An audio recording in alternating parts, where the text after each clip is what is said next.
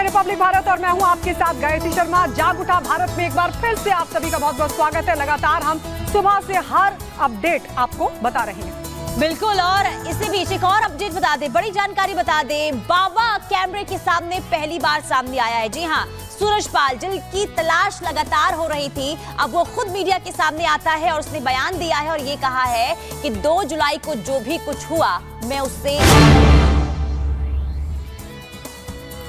तो हाथरस हादसे पर सूरजपाल का पहला बयान सामने आ गया है। लगातार स्टेटमेंट जारी कर रहा है, लेकिन ये बाबा छिपा कहां बैठा है, ये सामने क्यों नहीं आ रहा, ये बड़ा सवाल है। सूरजपाल कह रहा है कि 2 जुलाई की घटना के बाद से मैं दुखी हूं।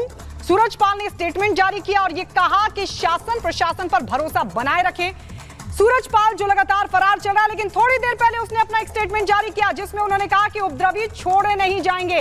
अब आप सोचिए, पीड़ित लगातार एक्सपोज कर रहे हैं, ये कह रहे हैं कि कैसे बाबा ने कहा मेरी चरणों की धूल ले लो और भगदड़ मच गई, 123 लोगों की मौत हो गई। जिसके बाद सूरजपाल का स्टेटमेंट सुनिए।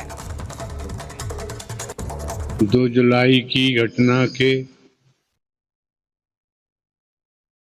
बाद बहुत ही व्यथित हैं।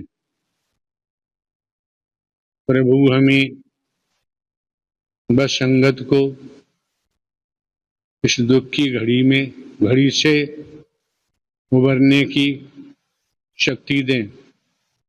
सभी शासन एवं प्रशासन पर भरोसा बनाए रखें।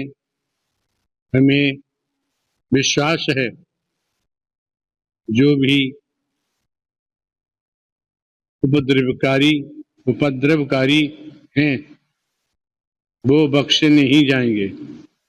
हमने अपने वकील डॉक्टर वीपी सिंह जी के माध्यम से कमेटी के महापुरुषों से ये प्रार्थना की है कि दिवंगत आत्माओं के परिजनों एवं इलाजरत घायलों के साथ जीवन पर्यंत संबंधन से खड़े रहने का आग्रह किया है, जिसको सभी ने माना भी है।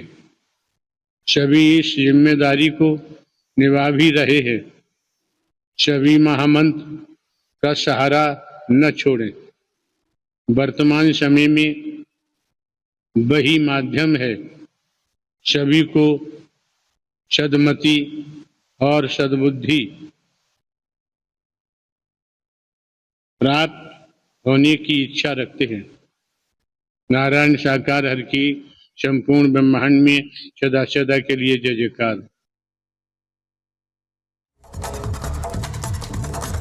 तो देखिए, आपने सुना बाबा को, जो वही कहता हुआ नजर आ रहा है कि 2 जुलाई को जो भी कुछ हुआ, जो घटना घटी, मैं उसके बाद से व्यतीत हूं। प्रभु से इस दुख की घड़ी से निकलने की शक्ति दे।